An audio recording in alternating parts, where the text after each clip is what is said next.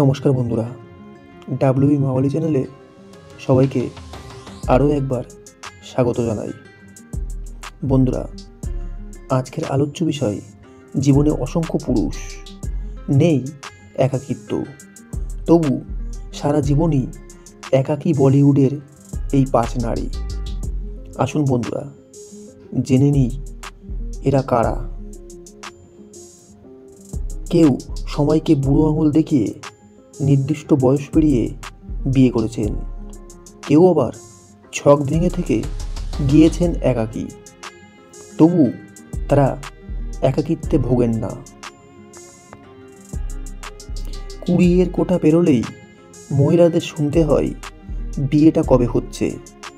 তবে যুগ বদলেছে, ছক ভাঙছেন না মহিলারা। কেউ সময়কে বুড়ো আঙুল দেখিয়ে নির্দিষ্ট বয়সের বাইরে গিয়ে বিয়ে করছেন, কেউ আবার ছক ভেঙে থেকে গিয়েছেন একাকী, তবু তারা একাকিত্বে ভোগেন না, বরং সদর্পে বুঝিয়ে দিয়েছেন মহিলারা একাই ভালো থাকতে পারেন। দেখে নেওয়া যাক বলিউডের এই একাকী ও সাহসী মহিলাদের। জেনে নেওয়া যাক এমন সাহসী সিদ্ধান্তের নেপথ্যের কারণও। প্রথমেই উঠে আসে সুস্মিতা সেনের নাম। রণদীপ হুডা, মিলিন্দ সোমান, বিক্রম ভট্ট, ললিত মোদী সহ বহু পুরুষের সঙ্গে সম্পর্কে জড়িয়েছেন তিনি। সবশেষে কাশ্মীরি মডেল রোহমান সলের সঙ্গে দীর্ঘদিন একত্র বাস করেছেন।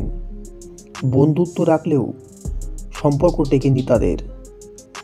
বিয়ে এখনও করেননি সুস্মিতা, তবে 2 কন্যা সন্তানকে দত্তক নিয়েছিলেন অল্প বয়সেই। তাদের সঙ্গে ভালোই আছেন অভিনেত্রী। বহু নারীকে অনুপ্রাণিতও করেছেন সুস্মিতা। নম্বর 2, বলিউডের আর এক শক্তিশালী অভিনেত্রী তাব্বু। বয়স তার কাছে সংখ্যামাত্র, এখনও তার রূপ ও ব্যক্তিত্বের কাছে কুপোকাত অনেকেই। 30 বছর বলিউডে কাটিয়ে ফেলেছেন। সম্পর্কের গুঞ্জনও রয়েছে, কিন্তু ঘোষিত সম্পর্কে কখনোই থাকতে দেখা যায়নি তাব্বুকে। 52 বছর বয়সী অভিনেত্রী সাক্ষাৎকারে বলেছেন, একাকী বিষয়টা আমি নেতিবাচক হিসেবে দেখি না। শুধু সম্পর্ক নয়, সুখ আসতে পারে বহু জায়গা থেকে। কখনো একা লাগলে সেটা নিজে সামলে ওঠা যায়, কিন্তু ভুল সঙ্গীর সঙ্গে সারা জীবন কাটানো আরও যন্ত্রণাদায়ক। নাম্বার 3, কেরিয়ারের শুরুতে ঝড় তুলেছিলেন আমিশা পাটেল। তার শিক্ষাগত যোগ্যতাও আলোচনায় উঠে আসছে বারবার, কিন্তু একসময় বলিউডের সঙ্গে বেড়েছে তার দূরত্ব। বেশ কয়েকটি সম্পর্কেও জড়িয়েছেন, তবু তিনি একাকী। বিয়ে না করেও দিব্যি আছেন অভিনেত্রী। বছরখানেক আগে গদর 2 ছবিতেও নজর কেড়েছিলেন।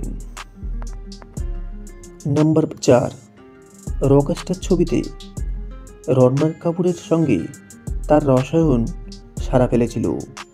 পর্দার বাইরেও রণবীরের সঙ্গে তার রসায়ন নিয়ে আলোচনা হয়েছে। একটা সময়ে উদয় চোপড়ার সঙ্গে সম্পর্কে থেকেছেন তিনি, কিন্তু ভেঙে যায় সেই সম্পর্ক।